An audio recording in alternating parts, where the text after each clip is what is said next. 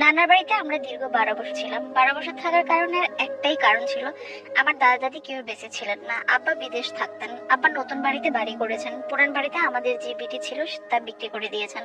আমার আপন বলতে চাচা যেটা কেউ ছিল না। আমার আব্বা আমার দাদাদের একমাত্র সন্তান ছিল, যার কারণে আমরা যখন নতুন বাড়িতে ছিলাম আমাদের আশেপাশে কেউই থাকতো না। আম্মা ভয় পেতেন অনেক বেশি। আমি আমার বড় মেয়ে ছিলাম। আমার একটা ভাই ছিল, আমার থেকে অনেক ছোট ছিল। আমি যখন ক্লাস 6-এ পড়ি তখন আমি নানার বাড়িতে গিয়ে 6-এ ভর্তি হই। আব্বা একটা কথা সবসময় আম্মাকে বলতেন যে তোমার যদি ভালো মনে হয়, নিরাপদ মনে হয়, তাহলে তুমি তোমার আম্মার সাথে গিয়ে সেখানে থাকতে শুরু করো। যেহেতু আব্বা বিদেশ থাকতেন, আব্বা যখন দেশে আসতেন তখন সরাসরি নানার বাড়িতেই এসে উঠতেন। নানার বাড়ি থেকে আমরা আমাদের বাড়িতে আসতাম। আমাদের বাড়িতে কিছুদিন থেকে আব্বা আবার বিদেশ চলে যেতেন। আমাদের জীবনটা এভাবেই কেটেছে। নানার বাড়িতে দীর্ঘ 10 বছর থেকেছি, সেখানে অনেক অভিজ্ঞতা হয়েছে। নানি সবসময় দুষ্টামি করে বলতো, আমার মেজো মামার ছেলে তখন ক্লাস 8-এ পড়তো, আমি 6-এ পড়তাম।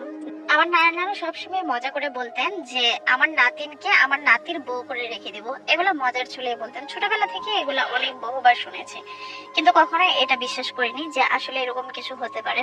সময়ের সাথে সাথে যখন বড় হলাম, ভাইয়াও বড় ক্লাসে চলে গেল, আমিও কলেজে ভর্তি হলাম, ভাইয়াও ঢাকা ইউনিভার্সিটিতে চলে গেল। কিন্তু তখনও আমি গ্রামে আমার নানার বাড়িতে থেকেই পড়াশোনা করতাম। আমাদের সবকিছু ঠিকঠাকই চলছে, যদিও আমার মামারা আলাদা আলাদা রান্না করে খেতেন, কিন্তু আমরা নানা নানির সাথেই খেতাম, কারণ আমার আম্মা সবসময় আমার নানা নানিকে সাপোর্ট করে চলতেন। নানা নানু যে সবসময় দুষ্টামি করতো ভাইয়াকে নিয়ে আমাকে, সেটা মামি একেবারেই পছন্দ করতেন না। আমার মামাও অবশ্য কয়েকবার আমার নানা নানুকে নিষেধ করেছেন যে মা এগুলা বইলেন না, ছেলে মেয়ে বড় হচ্ছে, ওদের সামনে এসব কথা বলা ঠিক না। সবসময় সতর্ক করতেন, কিন্তু হয়তোবা নানা নানুও চেয়েছেন এরকম কিছু, কিন্তু আমাদের মধ্যে কখনো সম্পর্ক ছিল না। ভাই যখন চলে গেল ঢাকা পড়াশোনার জন্য আর আমি কলেজে ভর্তি হয়ে গেলাম, তখনই আস্তে আস্তে ভাইয়ার সাথে আমার সাথে ফোনে কথা হতে লাগলো। কারণ তার আগে যখন গ্রামে থাকতো ভাইয়া, ওনার সাথে আমার কখনো এরকম ভাবে কথা হয়নি। উনি পড়াশোনা নিয়ে খুব সিরিয়াস ছিলেন, আমিও পড়াশোনা নিয়ে যতটুকু সিরিয়াস থাকার ততটুকুই থাকতাম। কিন্তু আমি সবসময় আম্মার সাথে থাকতাম, নানা নানার সাথেই সময় দিতাম। মামা আমি একদম পছন্দ করতো না ওই কথাটা, কিন্তু মনের ভিতরে আমার সবসময় একটা প্রশ্ন জাগতো, আসলে কি এটা সম্ভব নাকি, এরকমটাই আমি চিন্তা করতাম। কিন্তু মামিকে আমি খুব বেশি ভয় পেতাম, কারণ মামি ছোটবেলাতে আমাকে অনেক ভাবে কষ্ট দিয়েছেন বলতে এরকম যে ছোট মানুষ ছিলাম, যখন তখন খাবার চেয়ে বসতাম। মামি এগুলো পছন্দ করতো না একেবারেই। আম্মা সবসময় সতর্কতার সহিত বাবার বাড়িতে চলাফেরা করতেন। যেহেতু আমার বাবা বিদেশ ছিলেন, সেহেতু আম্মা সেখানে থাকতে হতো বাধ্য হয়ে, কিছু করার ছিল না। ভাইয়া যখন ঢাকা চলে যায় তখন ওনার সাথে আমার ফোনে কথা হতো। ফোনে কথা হতে হতে একদিন কথার চলে উনি আমি দুজনেই হাসাহাসি করতেই বলেছিলাম যে নানা নানু আসলে কি চায়। এটা কেন যেন আমরা সিরিয়াস ভাবে নিয়ে নিলাম। দুজনের কথার মধ্যে মনে হলো যে দুজনের মধ্যে একটা মায়ার টান তৈরি হলো। ভাইয়াও আমাকে হাসতে হাসতেই বললো, তুই কি সত্যি সত্যি আমাকে বিয়ে করবি? আর আমিও মজার চলে বলেছিলাম যে আমি কেন আপনাকে বিয়ে করব, কিংবা আমি তো কখনো এরকম চিন্তাই করিনি। কিন্তু ওই যে হাসতে হাসতে কথা বলতে বলতে একটা সময় আমরা কথা বলতাম, দিন রাত এক করে কথা বলতাম। কিন্তু ভাইয়া যখন বাড়িতে আসতো তখন কখনো আমার সাথে ওই রকম ভাবে কথা বলতো না, কারণ উনি সবসময় সিরিয়াস ছিলেন পড়াশোনা, আর ওনার আম্মাকে উনিও ভয় পেতেন।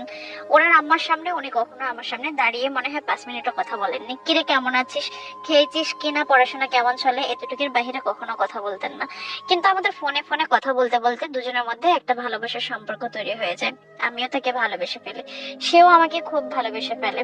এই ভালোবাসা থেকে আমরা চিন্তা করলাম যে আমরা বিয়ে করব। কিন্তু এই বিয়ে পৃথিবীর কেউ মেনে নেবে না সেটা জানতাম, আত্মীয় স্বজন কেউ মেনে নেবে না। হয়তো নানা নানু মেনে নেবে, কারণ নানা নানু পছন্দ করতেন এই বিষয়টা। নানা নানু কি হিসেবে এটা চিন্তা করতেন সেটা নানা নানু ভালো জানতেন, কিন্তু নানা নানু আসলেই চাইতেন। আমার আম্মা যখন টের পেয়েছে আমাদের দুজনের মধ্যে কোনো একটা সম্পর্ক আছে, আম্মা বারবার সতর্ক করেছেন। এমনকি আমার আম্মা তখন আমার নানার বাড়ি ত্যাগ করে আমাদের গ্রামের বাড়িতে ফিরে এসেছেন। যে আমার আম্মা সবসময় নিজেকে এমন ভাবে সলিড রাখতে চেয়েছেন যেন ভাই ভাইয়ের বা আঙ্গুল তুলতে না পারে আমার মায়ের দিকে। কিন্তু দিন শেষে আমার মায়ের দিকে আঙ্গুল ঠিকই তুলেছে আমার মামি। কারণ আমরা যখন সম্পর্কে জড়িয়ে যাই তখন আমার মামিকে অনেকভাবে বোঝানোর চেষ্টা করেছেন যে আমি তাকে ভালোবাসি, সে আমাকে ভালোবাসে। আমার ফুফুর মেয়ে, তাদের সমস্যা কোথায় তোমাদের? আমি যদি এখন তোমার আত্মীয়র মধ্যে বিয়ে করতে চাইতাম তাহলে নিশ্চয়ই খুশি হতে। উনি রাজি ছিলেন না একেবারেই, আমার মামাও রাজি ছিলেন না, কারণ মামিকে আমার মামাও ভয় পেতেন। এদিকে আম্মা তো চলে এসেছে আমাদের সবাইকে নিয়ে আমাদের বাড়িতে। আব্বাও নিষেধ করেছেন যে এই সম্পর্কটা যেন সামনে আর কন্টিনিউ না হয়, কিন্তু ভালোবাসা থেকে তো কখনো ফিরে আসা যায় না। আমরা পালিয়ে সিদ্ধান্ত নিলাম বিয়ে করার। আমরা পালিয়ে বিয়ে করলাম। আমার আম্মা আব্বা কিছুটা নরম হলেও আমার শ্বশুর শাশুড়ি মানে আমার মামা মামি একেবারেই কঠিন ছিলেন, পাথরের মতো কঠিন ছিলেন। এমনটা হয়েছে ওনারা বাধ্য করেছেন যে ওনার ছেলের সাথে সম্পর্ক ওনাদের বিচ্ছিন্ন করার। ওনারা দীর্ঘদিন আমার স্বামীর সাথে, আমার সাথে কিংবা আমার পরিবারের সাথে যোগাযোগ করেননি। প্রায় আমরা 2.5 বছর ওনাদের থেকে দূরে ছিলাম। ওনারা কোনোভাবেই মেনে নেবে না আমার সাথে ওনাদের ছেলের বিয়ে। আমি জানি না আমার অপরাধটা কোথায় ছিল। আমি জানি হয়তোবা এই সম্পর্কটা অনেকের কাছে দৃষ্টিকটুক, অনেকেই হয়তোবা এটা পছন্দ করেননি, কিন্তু কিছু করার ছিল না। কিছু কিছু মুহূর্তে অনেক কিছু মেনে নিতে হয়। জন্ম মৃত্যু এগুলো আল্লাহর হাতে। আল্লাহ কখন কার সাথে কার মিল করে রেখেছেন সেটা একমাত্র আল্লাহই জানে। আমার হাজবেন্ড অনেক কষ্ট করে চাকরি খুঁজতেন, টিউশনি করে করে আমার পড়ার খরচ দিতেন। আমার বাবাও যতটুকু সামর্থ্য ছিল তার চেয়ে কম দিতেন, কারণ আমার বাবারও অনেক অভিমান ছিল আমার উপরে, কিন্তু করার কিছু ছিল না। পড়াশোনা দুজনে কন্টিনিউ করেছি।